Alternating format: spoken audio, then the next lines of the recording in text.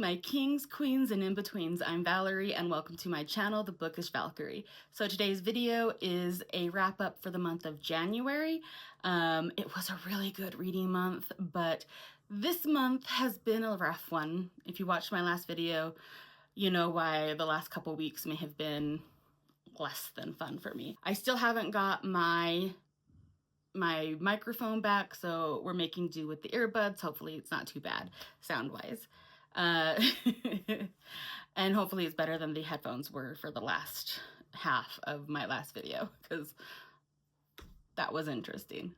So the first book that I finished this year was The Dratzy Dilemma. It's the fourth full-length installment in the San Andreas Shifters, and it was such a great book to come back to that series with. So the main character is somebody that you see in the background of a lot of the other stories. He's the sassy barista who the pack kind of like adopts a little bit against his will. So this book was full of puns and drama and warmth, and I just loved it. The barista's name, I believe, was Trick, and he is lots of fun. Just absolutely delightful throughout the whole thing, and he has a lot of like trust issues and abandonment issues, and I think that his being absorbed by the pack and taken care of as a friend by them really probably helped prime him for the return of his love interest. Sato is his love interest, and I'm not going to get into spoilers about how come Sato is having to return to his life. It definitely would be spoilers. But basically, he grew up with Sato. He was his first love and his best friend, and they were separated when they were very young. And Sato has spent every moment that was free from his obligations searching for Trick, trying to find out what happened to him. And he's just full of longing throughout this whole book for Trick.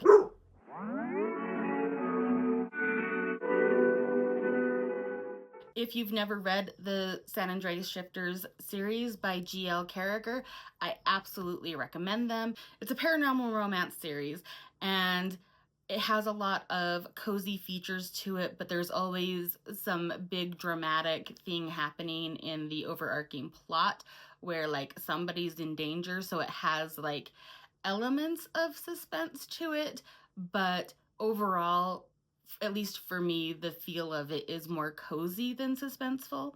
It's a really good balance of sweetness and tension, and it definitely is something that persists throughout the entire series.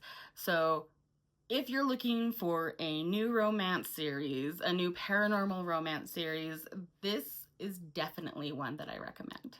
And for my next read, I finally caved and joined the Weird Girl fiction movement and picked up Bunny. I have seen lots of my favorite YouTubers talk about at length and with frequency. The two that I think talk about it the most out of the booktubers I follow are probably Katie Colson and Kaale from Books and Lala.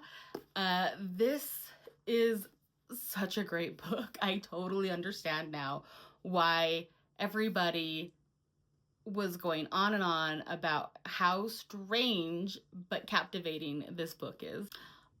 I also understand why nobody really talks about what this book is really about, because it is so strange and it is so short, and there's so much packed in this tiny little volume, and it would be so easy to spoil. But I will say that this is featuring a girl who feels very much like an outsider in this writing program at a prestigious college, and she feels very on the outside of her cohort, where everyone else is almost like a sorority level of cliquish, and they all call each other Bunny, and it's just strange.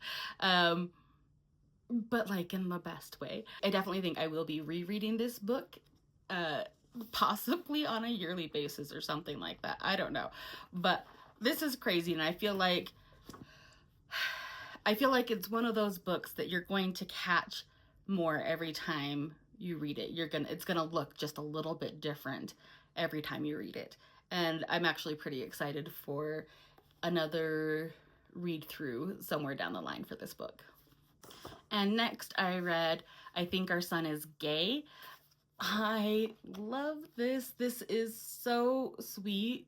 So I originally borrowed this from Libby to see if it was a series I wanted to invest in, and it definitely is. I've already purchased 2 more volumes and I have 2 more to go. It's only 5 volumes, so it is a pretty short manga series. So if you're looking for something that you can read quickly and get that like completion satisfaction, I think this would be a great way to go, especially if you are queer or if you have friends or family in the queer community. This is about a mother, and it's from her perspective entirely, and she is fairly certain that her son is gay. He's a teenager. He has a best friend that he very clearly has intense feelings for, and very likely has romantic feelings for. He gets very flustered and it's adorable. And his mother isn't pushing him to define his identity. She's not pushing him to even think about it. And she's just making sure that he has a warm, soft place to land, that he knows that he's loved, and that should he find that he is, in fact, gay or any other flavor of queer, she has no issues around him being gay. So, like, it's almost an art form how clear yet subtle she is. She really walks that line beautifully, and I can't imagine anyone not feeling safe coming out to a parent like this. You should read this. It's great. I love it.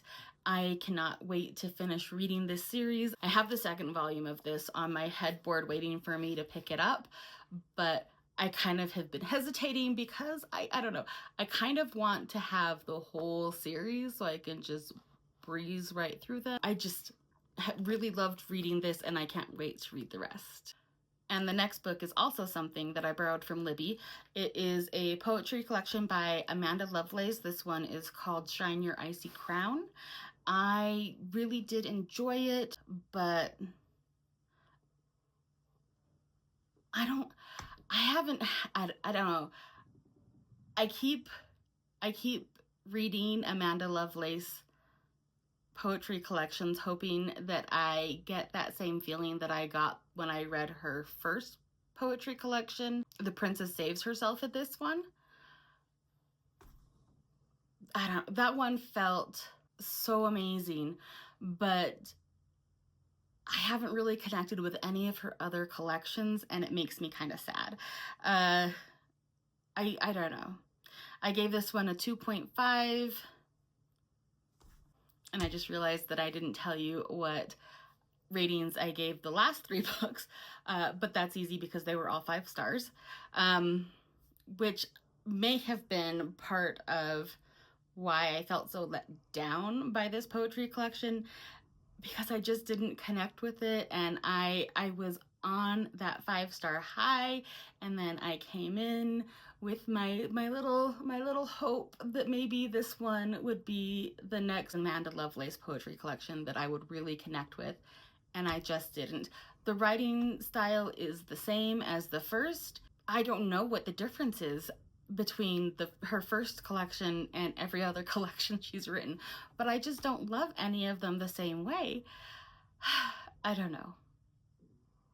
Do you ever have that problem with authors that you read where, like, you read one book and you love it so much, and then everything else is a letdown because of how much you loved that first book, and you just aren't finding that same feeling? Or is it just me? So next up is the 2nd book in the Swallow Cove series by DJ Jameson. This one is called Pretty Boy. So one of our main characters has a bisexual awakening, and the other one is finding his footing in his life after having been with an abusive partner. So definitely check your trigger warnings. But this was a very enjoyable book. It was a slower burn. The attraction that they feel is definitely there well before either of them act on it. But I wouldn't really call this a slow burn. It just isn't an insta lust, which makes sense since it's a bisexual awakening. It was definitely everything that I would hope a DJ Jameson book would be, and I enjoyed it. But it's been almost 2 months since I read it, and I'm having a hard time remembering details beyond the feeling it gave me. But like, I really enjoyed it. So I gave it 4 stars, and I will always recommend DJ Jameson's books.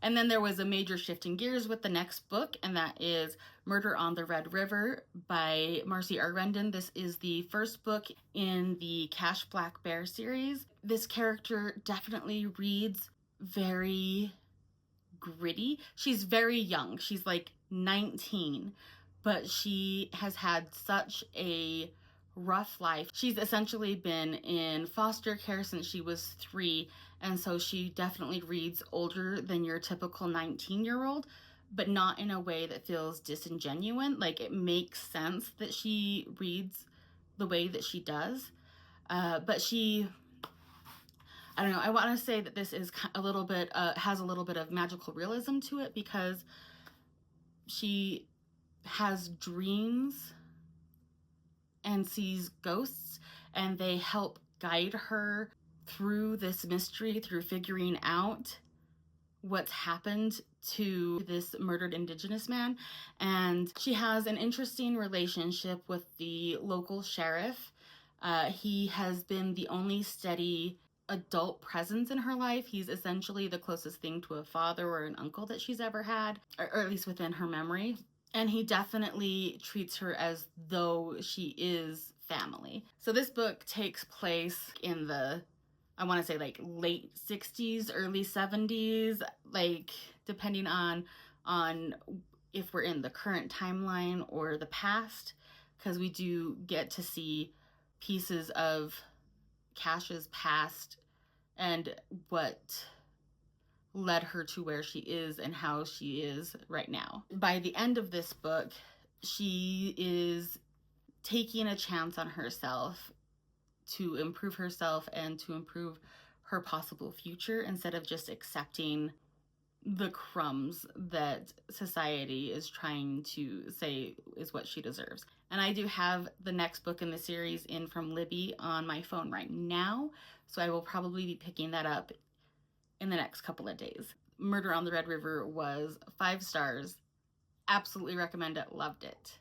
And then I definitely switched gears again with my next book, because I needed something a little bit lighter, a little bit bubblier. So I picked up Never Been Witched by Molly Harper, which is the 3rd book in the Starfall Point series. And I think it is the last book in the series, but there is a connected spin-off that will be coming out sometime this year. I gave this one 3 stars, and it was the fluffy bit of nonsense that I needed. It tied up all of the overarching storylines that the first 2 books set up.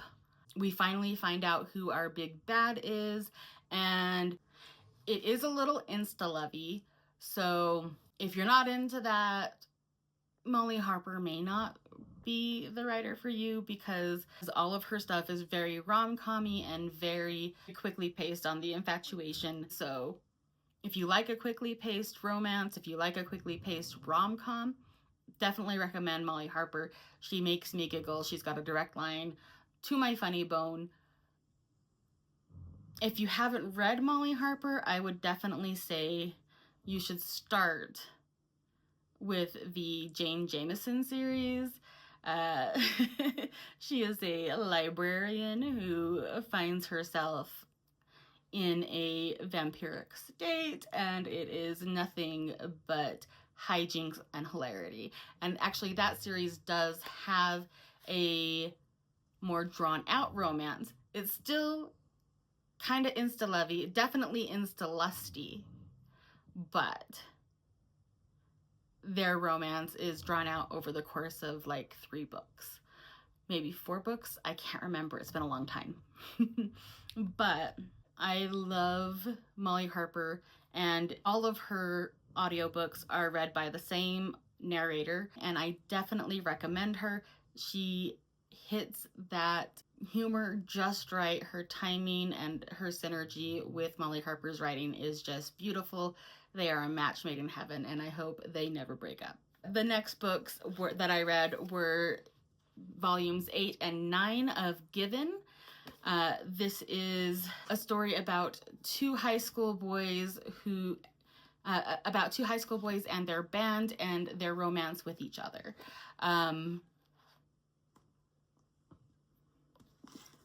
At this point, I think this is probably the end of the series. If there's another one, I'm not sure what it's gonna be. I don't know. Maybe them hitting a I don't know if you can hear it, but my puppy is snoring hardcore. So if you're wondering what that noise is, that's what it is. If you can't hear her, you're missing out because it's hilarious. Anyway, these books, I don't know. I didn't really love 8. This felt like almost like a placeholder for 9. But maybe it's because of how much time has passed since I read volume 7. So I kind of want to go through and read this whole series together and see how I feel about it then. Although I definitely was getting back into the groove with 9 and really enjoyed 9 and how it ended.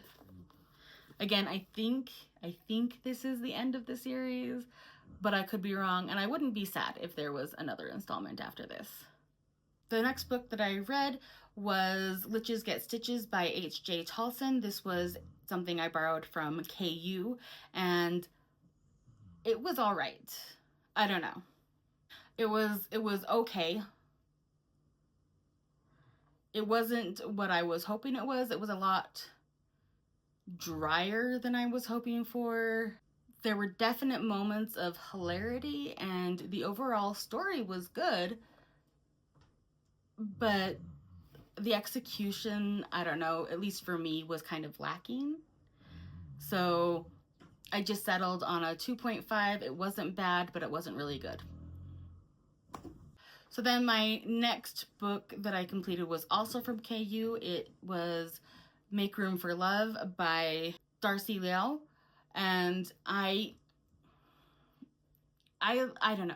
It took me a little bit to get into this one, but it's probably because it's such a slow burn romance. But once things started clipping by, I was really enjoying it. It had a very compelling beginning. So this is a sapphic love story between a butch, very lumberjacky construction professional and her new roommate that she meets at the very beginning of this story, who is a very femme trans woman who is working on her doctorate for literature, I believe. Isabel is a very butch, tall, broad Asian lesbian, and Mira is a straight identifying trans woman, but she slowly begins to realize that maybe the time that she was figuring out her gender identity kind of confused her sexual identity, and she slowly comes to realize that she identifies as bisexual. And she definitely finds Isabel compelling, if not attractive, from the beginning. So Isabel saves Mira from this unsafe situation and then walks her to the subway station. And as they are walking together, Mira mentions that she is currently sleeping on her friend's couch and in need of finding a more permanent situation. And Isabel happens to have a spare room, so she offers Mira the room for a very reasonable price. And so Mira moves in, and their vibe is very much grumpy sunshine, but Mira has to kind of dig deep and figure out how to push back with Isabel, and Isabel has to examine her walls and figure out why she is so crabby and why she keeps pushing people away. She definitely has a lot of reason behind it. She is dealing with the grief of having lost a sibling a couple of years ago and a relationship about a year ago. This is definitely more of a heavy lifting kind of romance because we are dealing with themes of grief and recovering from an abusive relationship and breaking down walls.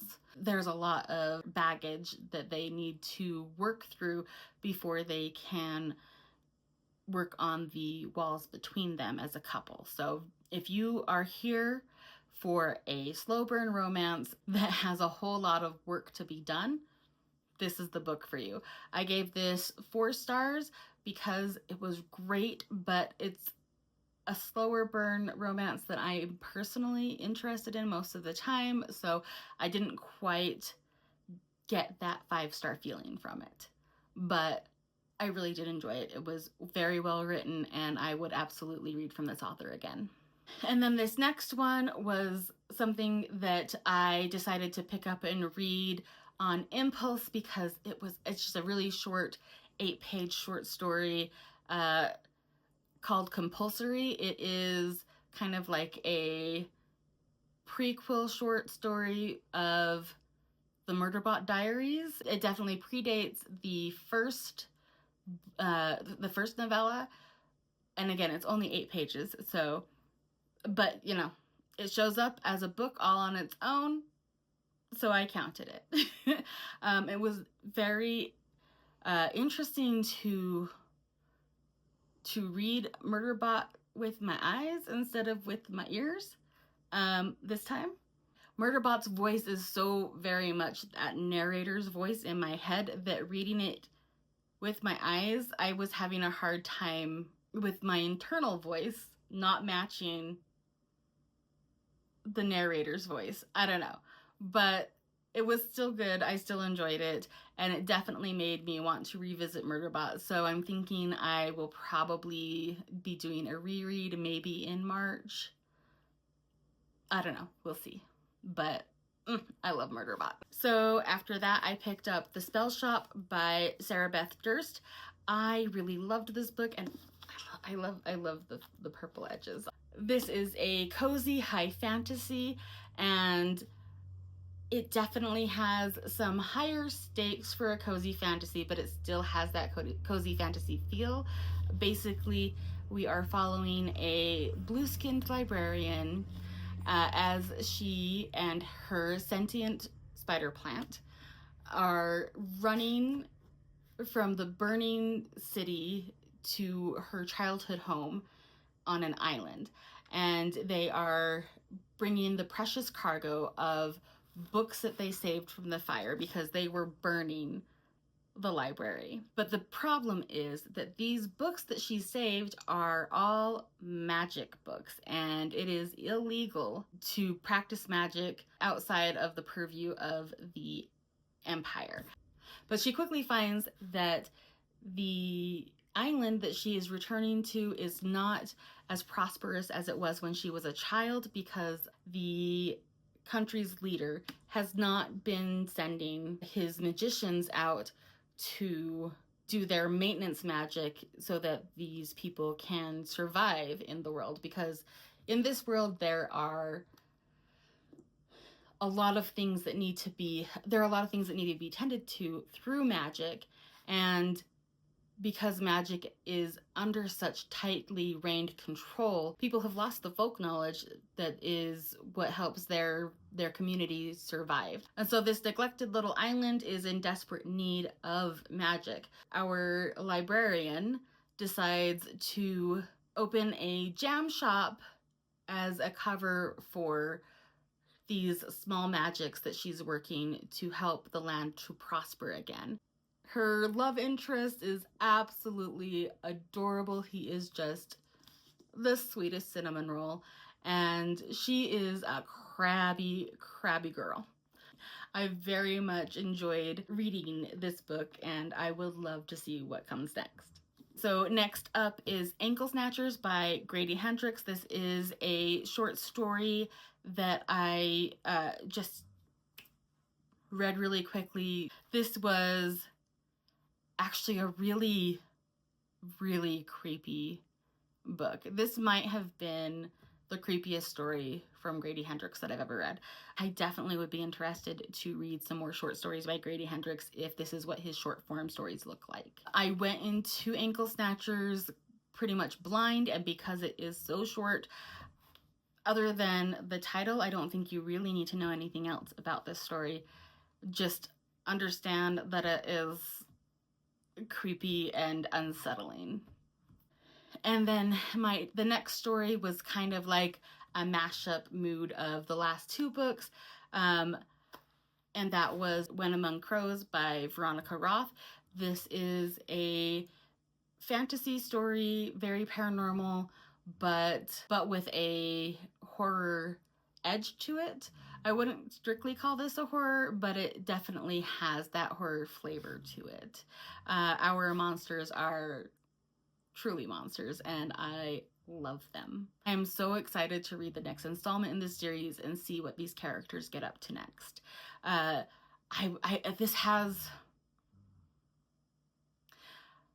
This has everything from folk monsters to eldritch horrors, and there is a witchy angle to this. We are on a quest to find Baba Yaga, and we have an unlikely pairing between a supernatural creature and a hunter of supernatural creatures. And by the end, things come together beautifully and horrifyingly, and I was absolutely delighted. I honestly was not sure how I felt about reading anything from Veronica Roth because I absolutely loved the first book in the Divergent series and loathed the second and third books, specifically the third book. The third book can die in a fire. Hated it.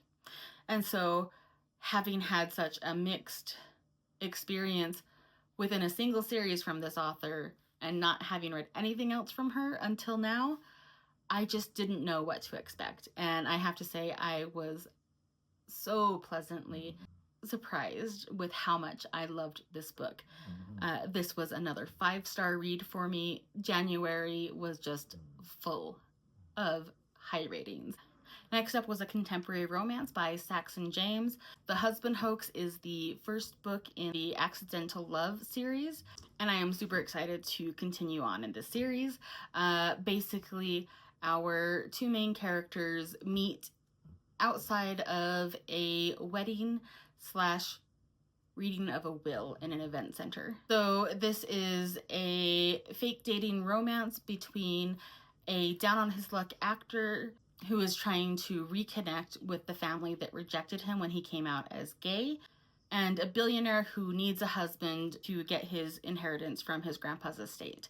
So these two take their situation and make the best of it. They kind of do everything backwards with the fake fiancé situation, getting married and then falling in love, or something along that line.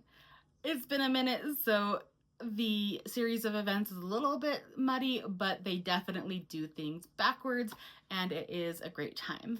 In keeping with the theme of genre switching, my next book was The Eye of the Bedlam Bride, which is the 6th book in the Dungeon Crawler Carl series.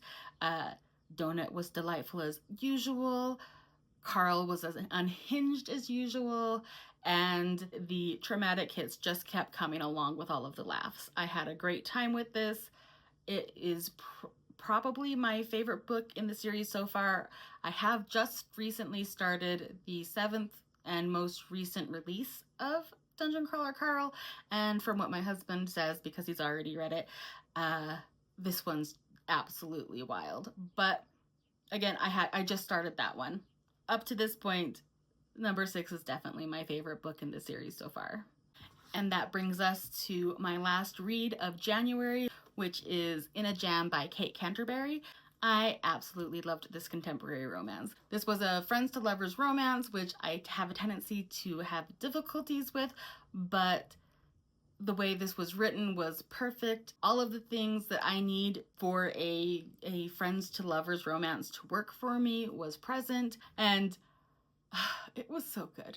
So this book starts with our female main character being dumped at the altar, essentially. While she's still reeling from being left at the altar, finds out that she has an inheritance from her step-grandma, Lolly. Even though Lolly was the only adult in her life that was stable and there for her and clearly loved her, she still just did not expect to inherit anything from Lolly, let alone the family farm. However, this inheritance comes with some strings attached to it.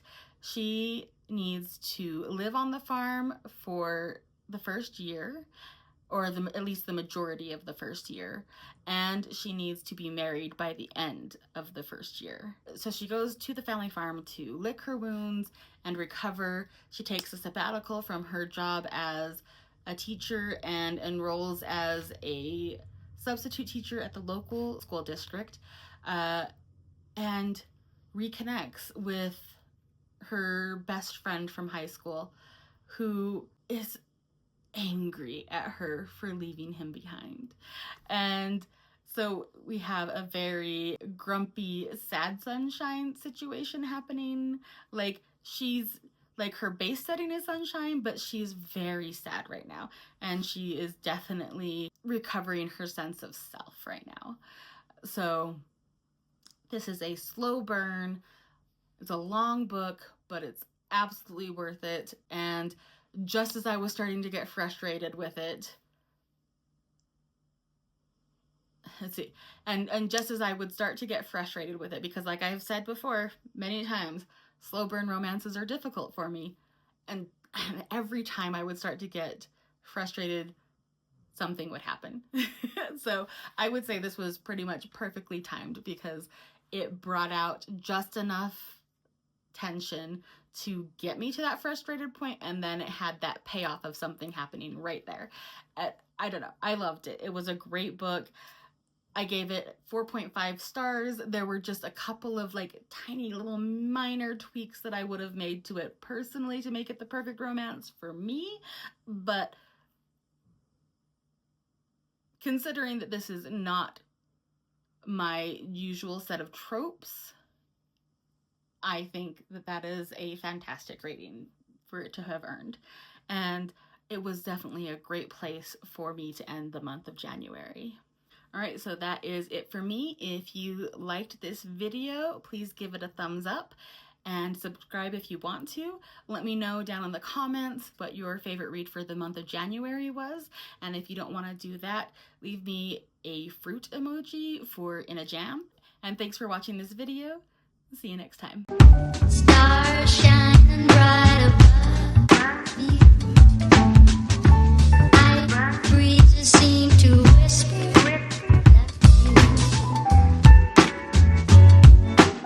sycamore tree. Dream a little dreamer. Oh. If you've never read the Shannon, which is the third book in the Stalfar, the third book in the Stalfar, why can't I say it? Is the third book in the Stalfar, which is the